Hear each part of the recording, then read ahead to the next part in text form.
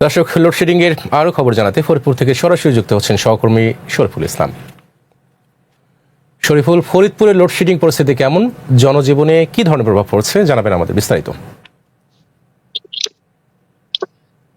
ধন্যবাদ হাবিব। আমি এখন দাঁড়িয়ে রয়েছি গ্রামের এক প্রান্তিক এলাকায়।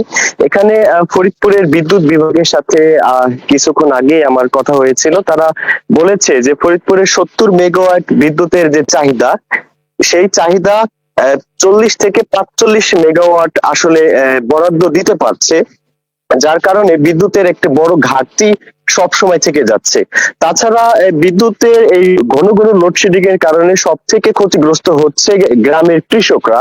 কারণ জানেন যে পেঁয়াজ সংরক্ষণের একটা মৌসুম চলছে, এয়ার ফ্লো মেশিনের মাধ্যমে সেখানে পর্যাপ্ত বিদ্যুৎ না থাকলে পেঁয়াজ পচে যাচ্ছে এবং কৃষক এক ভয়াবহ ক্ষতির সম্মুখীন হচ্ছে। এমনিতেই পেঁয়াজের দামের একটা গড়পতন রয়েছে, পাশাপাশি এইভাবে যদি পেঁয়াজ পচতে থাকে কৃষক ব্যাপক ক্ষতিগ্রস্ত হবে।